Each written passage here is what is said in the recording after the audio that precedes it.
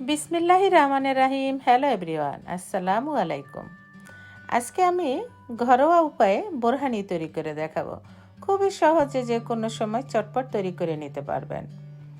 আসুন তাহলে আমি রেসিপিটি সিম্পলভাবে শেয়ার করি। এখানে আমি কিছুটা কিশমিশ আর কিছুটা কাঠবাদাম আর ক্যাশু নাট ভিজিয়ে রেখেছিলাম প্রায় 1 ঘন্টার মতো।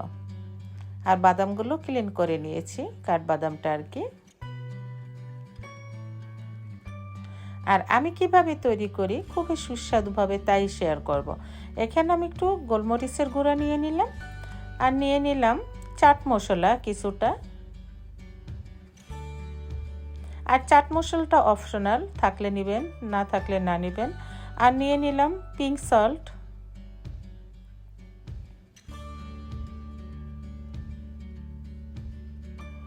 আর নিয়ে নিলাম সামান্য একটু টেস্টিং সল্ট।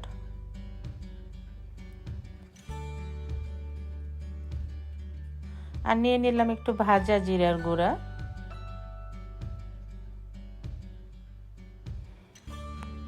আর এখন নিয়ে নিলাম স্বাদ মতো একটু চিনি। আর নিয়ে নিলাম সরিষা। এখানে আমার 2 পদেরই সরিষা নিয়েছি। আর সরিষাটা আমি অনেকক্ষণ ভিজিয়ে রেখেছিলাম। নিয়ে নিলাম কিছুটা কাঁচা মরিচ, কিছুটা ধনিয়া পাতা। আর আমি পিঙ্ক সল্টের সাথে বিট লবণও মিক্স করে দিয়ে দিয়েছিলাম।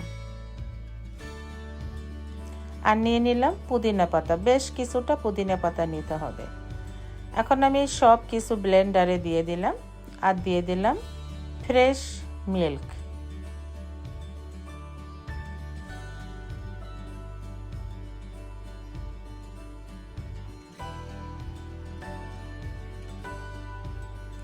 এখন আমি দিয়ে দিব টক দই।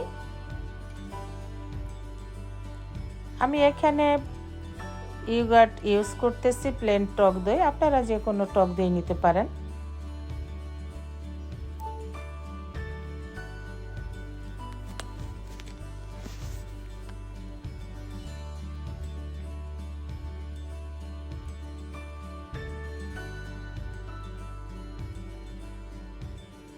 আমি ব্লেন্ডার করে নিয়েছি। এখন আমি একটা ছাঁকনি দিয়ে ছেঁকে নিচ্ছি। আর খুব ভালো করে এটা ছাঁকনি দিয়ে ছেঁকে নিতে হবে। এই তো আমার একেবারে সিম্পলভাবে তৈরি হয়ে গেছে। এখন আমি অ্যাড করে দিলাম কিছুটা লেমন জুস। এখন ভালো করে মিক্স করে নিতে হবে লেমন জুস। আর যখন এটা সার্ভ করবেন তখন শুধু আইস কিউব দিয়ে দিলেই হবে। এই জন্য একটু ঘনত্বটা বেশি আছে, কারণ যখন আইস মিশানো হবে তখন এটা মোটামুটি একটু পাতলা হয়ে যাবে। এই তো তৈরি হয়ে গেল খুব মজার, ভীষণ স্বাদের ঘরোয়াভাবে বোরহানি।